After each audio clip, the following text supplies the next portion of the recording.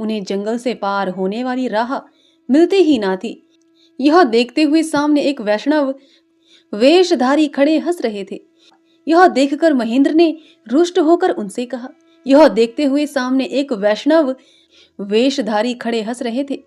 यह देखकर महेंद्र ने रुष्ट होकर उनसे कहा, गोस्वामी खड़े खड़े हंसते क्यों हो? गोस्वामी बोले, तुम लोग इस वन में आए कैसे? महेंद्र बोले, जैसे भी हो आ ही गए हैं।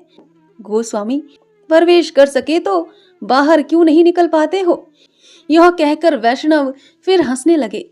महेंद्र ने वैसे ही रुष्ट स्वर में कहा, हंसते तो हो, लेकिन क्या तुम इसके बाहर निकाल सकते हो? वैष्णव ने कहा, मेरे साथ आओ, मैं राह बता देता हूँ। अवश्य ही तुम लोग ब्रह्मचारी जी के संग आए होंगे, अन्यथा ना तो कोई यहाँ आ सकता है, ना निकल ही सकता है। अपरिचितों के लिए यह भूल भुलैया है। यह सुनकर महेंद्र ने कहा, आप भी संतान हैं? वैष्णव ने कहा, हाँ मैं भी संतान हूँ, मेरे साथ आओ, तुम्हें राह दिखाने के लिए ही मैं यहाँ खड़ा हूँ। महेंद्र ने पूछा, आपका नाम क्या है? वैष्णव ने उत्तर दिया, मेरा नाम धीरानंद स्वामी है। यह कहकर धीरानंद आगे आगे चले और कल्याणी के साथ महेंद्र पीछे पीछे। धीरानंद ने एक बड़ी सी दुर्गम राह से उन्हें जंगल के बाहर कर दिया और आगे की राह बता दी। इसके बाद वे फिर जंगल में पलटकर गायब हो गए। बुरी बात ही माँ बाप के मुंह से पहले निकलती है। जहां अधिक प्रेम होता है, जहां अधिक प्रेम होता है। महेंद्र ने यह कभी देखा ना था कि टिकिया पहले कितनी बड़ी थी। अब उन्होंने टिकिया अपने हाथ में उठाकर मजे में उसे देखकर कहा, मालूम तो होता है कि कुछ खा गई है। कल्याणी को कुछ ऐसा ही विश्वास हुआ। टिकिया हाथ में लेकर बहुत देर तक वह भी उसकी जांच करती रही। इधर कन्या ने दो एक घूंट रस जो चूस लिया था, उससे उसकी दशा बिगड़ने लगी। वह छटपटाने लगी, रोने लगी, अंत में कुछ बेहोश सी हो पड़ी। तब कल्याणी ने पति से कहा, अब क्या देखते हो, जिस राह पर भगवान ने बुलाया है उसी राह पर सुकुमारी चली, मुझे भी वही राह लेनी पड़ेगी। यह कहकर कल्याणी ने उस टिकिया को उठाकर मुंह में डाल लिया और एक क्षण में निगल गई। महेंद्र रोने लगे, क्या किया कल्याणी? अरे तुमने यह क्या किया है? कल्याणी ने कोई उत्तर न देकर पति के पैरों की धूली माथे लगाई, फिर बोली, प्रभु बात बढ़ाने से बात बढ़ेगी, मैं चली। कल्याणी यह क्या किया? कहकर महेंद्र चिल्लाकर रोने लगे। बड़े ही धीमे स्वर में कल्याणी बोली, मैंने अच्छा ही किया है। इस नाचीज औरत के पीछे तुम अपनी मातृभूमि की सेवा से वंचित रहते। देखो मैं देव वाक्य का उल्लंघन कर रही थी, इसलिए मेरी कन्या गई। थोड़ी और अवहेलना करने से तुम पर विपत्ति आती। महेंद्र ने रोते हुए कहा, अरे तुम्हें कहीं बैठाकर मैं चला जाता कल्याणी, कार्य सिद्ध हो जाने पर फिर हम लोग मिलकर सुखी होते। कल्याणी मेरी सर्वस्व, तुमने यह क्या किया? जिस भुजा के बल पर मैं तलवार पकड़ता, हाय तुमने वही भुजा काट दी। तुम्हें खोकर मैं क्या रह पाऊंगा? कल्याणी कहाँ मुझे ले जाते, कहाँ स्थान है? माँ बाप सगे संबंधी सब इस दुर्दिन में चले गए हैं। किसके घर में जगह है, कहाँ जाने का विचार है, कहाँ ले जाओगे? मैं काल ग्रह हूँ, मैंने मरकर अच्छा ही किया है।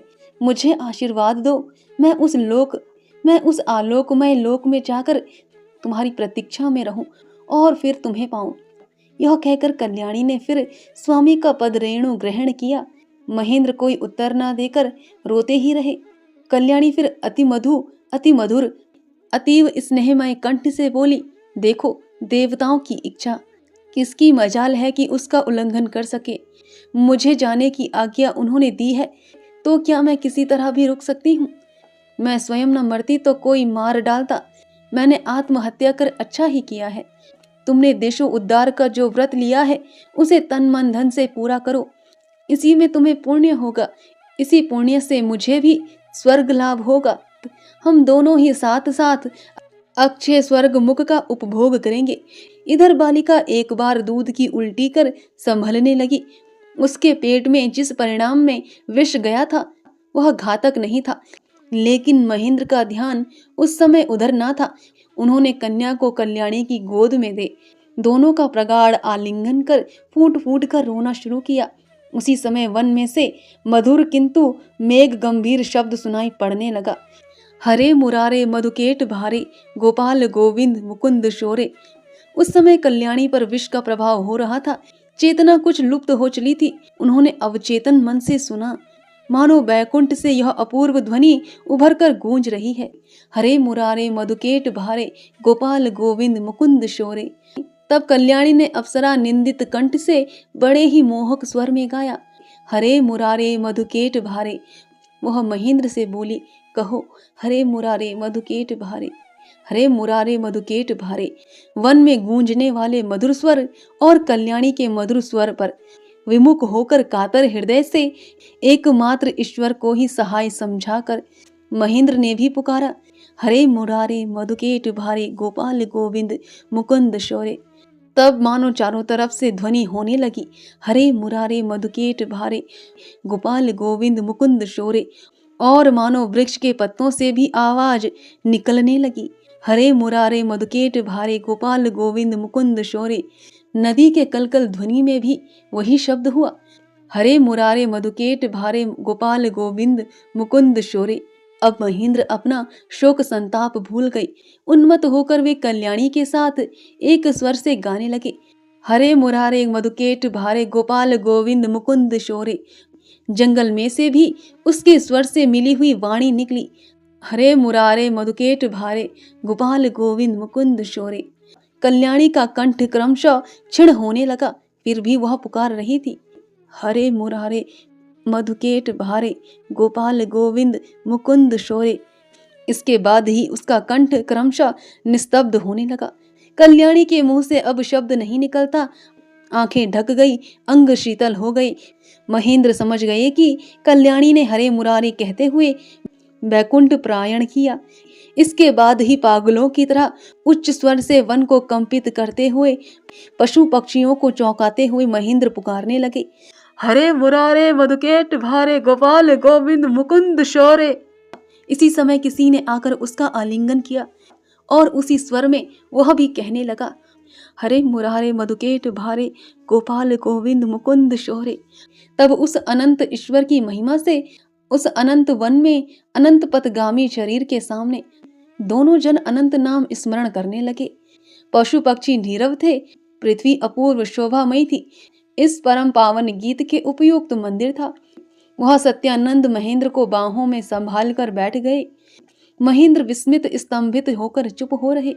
ऊपर पेड़ पर कोई पक्षी बोल उठा। पपीहा अपनी बोलों से आकाश गुंजाने लगा। कोकिल सप्त स्वरों में गाने लगी। भृंगराज की झनकार से जंगल गूंज उठा। पैरों की नीचे तारिणी मृदु कलोल कर रही थी। बहुतेरे वन्य पुष्पों के सौरभ से मन हरा हो रहा था। कहीं कहीं नदी जल को सूर्य रश्मि चमका रही थी, कहीं ताड़ के पत्ते हवा के झोंके से मरमरा रहे थे। दूर नीली पर्वत श्रेणी दिखाई पड़ रही थी। दोनों ही जन मुग्ध नीरव हो यह सब देखते रहे। बहुत देर बाद कल्याणी ने फिर पूछा, क्या सोच रहे हो? महेंद्र, यही सोचता हूँ कि क्या करना चाहिए।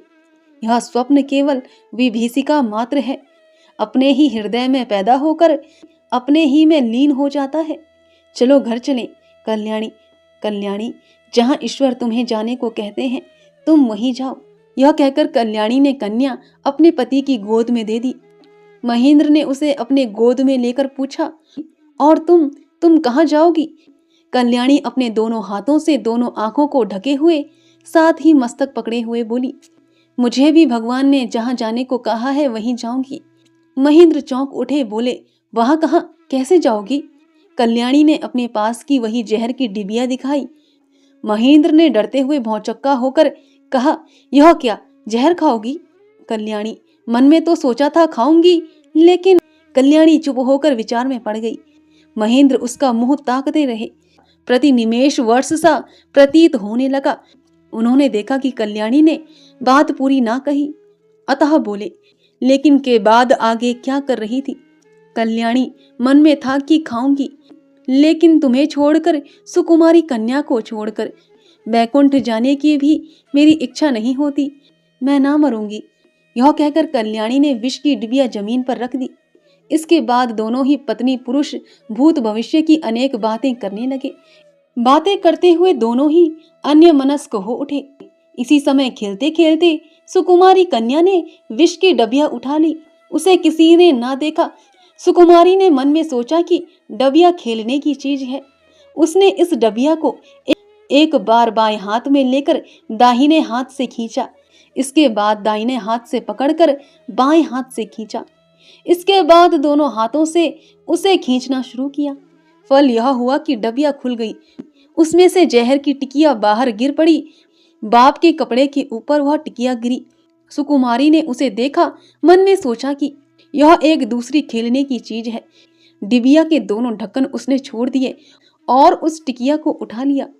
डिबिया को सुकुमारी ने मुंह में क्यों नहीं डाला नहीं कहा जा सकता, लेकिन टिकिया में उसने जरा भी विलंब ना किया। प्राप्ति मात्रेण भोक्तव्य। सुकुमारी ने उस जहर की टिकिया को मुंह में डाल लिया। क्या खाया, अरे क्या खाया, गजब हो गया। यह कहती हुई कल्याणी ने कन्या के मुंह में उंगली डाल दी। उसी समय दोनों ने देखा कि विष की डिबिया खाली पड़ी हुई है। सुकुमारी ने सोचा कि यह भी खेल की चीज है, अतः उसने उसे दांतों में दबा लिया और माता का मुंह देखकर मुस्कुराने लगी। लेकिन जान पड़ता है इसी समय जहर का कड़वा स्वाद उसे मालूम पड़ा और उसने मुंह बिगाड़कर खोल दिया। वह टिकिया दांतों में चिपकी हुई थी। माता ने तुरंत निकालकर उसे जमीन पर फेंक दिया। लड़की रोने लगी। टिकिया उसी तरह पड़ी रही।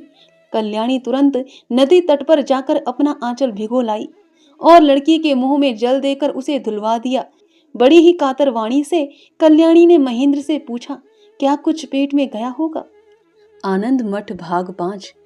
इस राजधानी की शाही राहों पर बड़ी हलचल उपस्थित हो गई।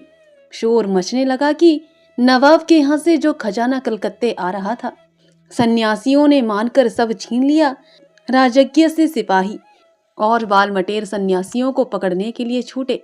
उस समय दुर्भिक्ष पीड़ित प्रदेश में वास्तविक सन्यासी रह ही ना गए थे, कारण वे लोग भिक्षा जीवी ठहरे। जनता स्वयं खाने को नहीं पाती तो उन्हें वह कैसे दे सकती है? अतएव जो असली सन्यासी भिक्षुक थे, वे लोग पेट की ज्वाला से व्याकुल होकर काशी प्रयाग चले गए थे।